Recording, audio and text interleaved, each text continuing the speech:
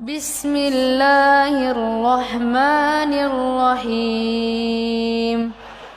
Assalamualaikum warahmatullahi wabarakatuh. Assalamualaikum warahmatullahi wabarakatuh. Saya seorang karyawan di sebuah perusahaan. Dulu perusahaan saya nggak ada asuransi.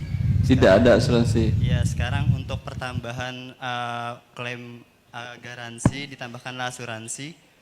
Jadi di sana saya takut goror. Jadi saya resign di selesai. Asuransi ini diwajibkan kepada setiap karyawan, bukan? Diwajibkan untuk ditawarkan kepada setiap pembeli. Jadi Anda di showroom? Saya di perusahaan perkakas. Perkakas? Ya. Setiap orang beli perkakas harus pakai asuransi? Iya, misalkan genset. Jadi ketika dia beli genset, takut adanya sambaran petir atau apa, disarankanlah garansi melalui disarankan. Anda bilang saya nggak saranin, bisa? Tidak boleh. Harus disaranin. Diwajibkan. Diwajibkan kita menyampaikan ke dia. Iya, karena menurut perusahaan itu haknya customer-nya.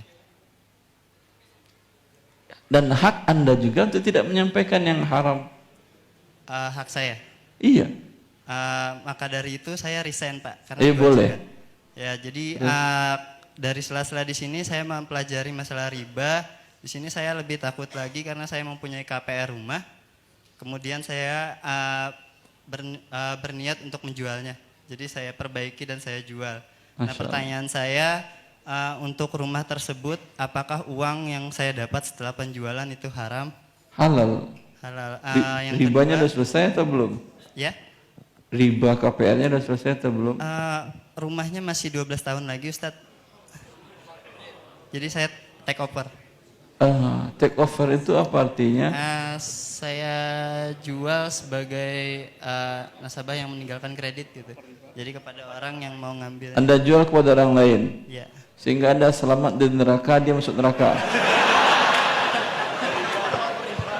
Iya, dari situ. Iya. Saya takut dari situ juga, Ustadz, makanya saya nanya.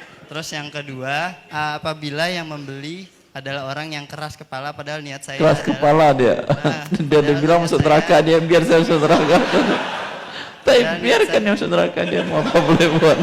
Padahal niat saya menjualnya kepada non-muslim.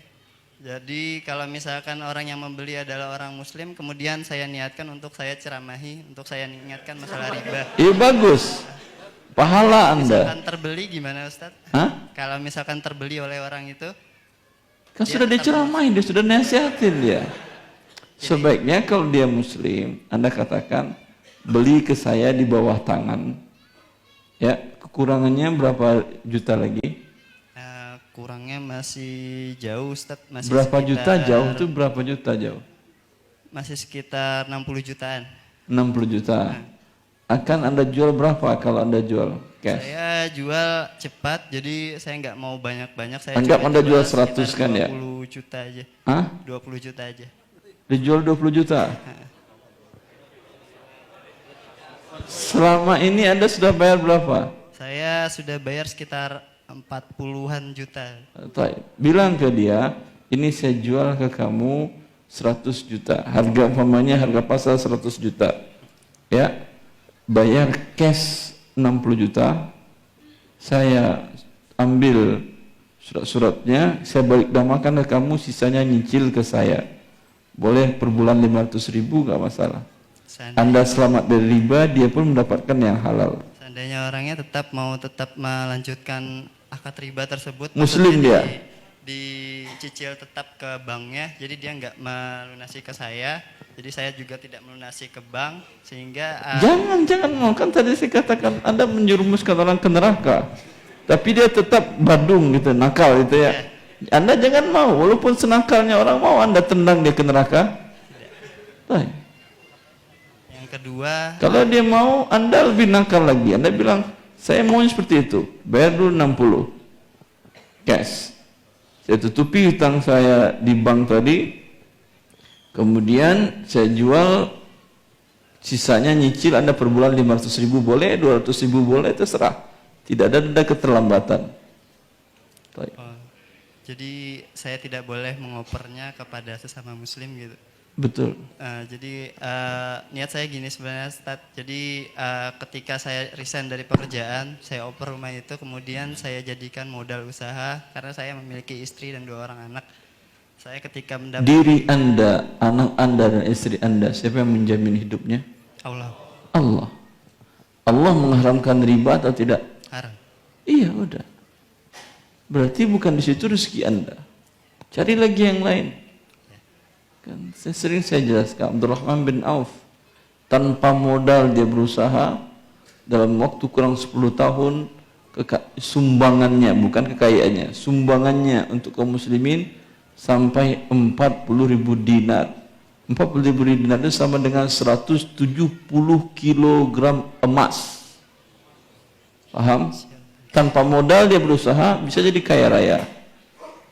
Karena kalau Allah mau memberikan gampang ya, akhi. Nah, Ustaz. Yang ketiga adalah kalau seandainya dari saya meninggalkan riba ini, saya meninggalkan teman-teman yang masih bekerja di sana.